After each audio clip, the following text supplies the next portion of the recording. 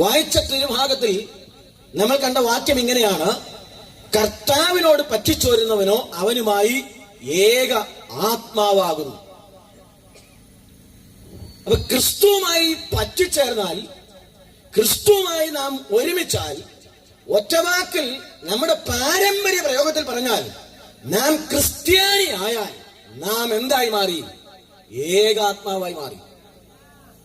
പിന്നെ ഇത് കത്തോലിക്ക, Mar Thoma, church of God, IPC, brethren, ഇങ്ങനെ അങ്ങനെ പല ഗ്രൂപ്പും തിരിഞ്ഞും മറിഞ്ഞും മതില് കെട്ടിയും കളറ് കെട്ടിയും ഈ വക വ്യത്യസ്തതകളൊന്നുമില്ല. ക്രിസ്തുവിനോടാണ് പറ്റിച്ചേർന്നതെങ്കിൽ പിന്നെ ഇതിനകത്ത് ഡിസ്ക്രിമിനേഷൻസ് ഇല്ല, ഏകാത്മാവാകും.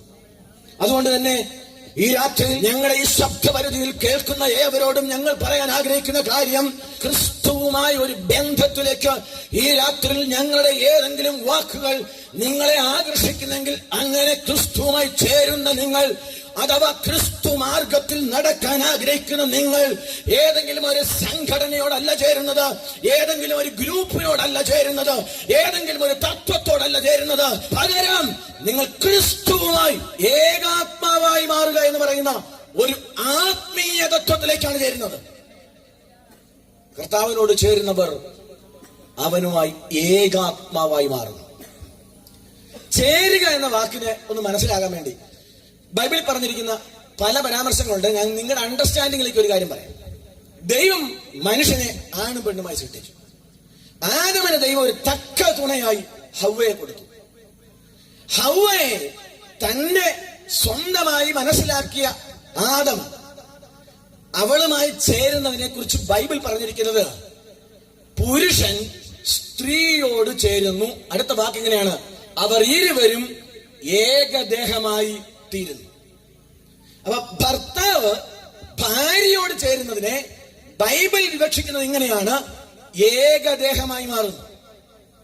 അതുകൊണ്ടാണ് പുതിയ നിയമത്തിന്റെ തത്വത്തിലേക്ക് വരുമ്പോൾ മനുഷ്യൻ ഏക ഭാര്യയുള്ളവനായിരിക്കണമെന്നും മാതൃകയുള്ള ജീവിതമുള്ളവനായിരിക്കണമെന്നും സ്ത്രീ പുരുഷനെ ബഹുമാനിക്കണമെന്നും പുരുഷൻ അവളെ പരിപാലിക്കണമെന്നും ഒക്കെ ബൈബിൾ പുതിയ നിയമത്തിൽ ക്രിസ്തു സഭയുടെ മാതൃകയനുസരിച്ച് എഴുതി വച്ചിരിക്കുന്നത്.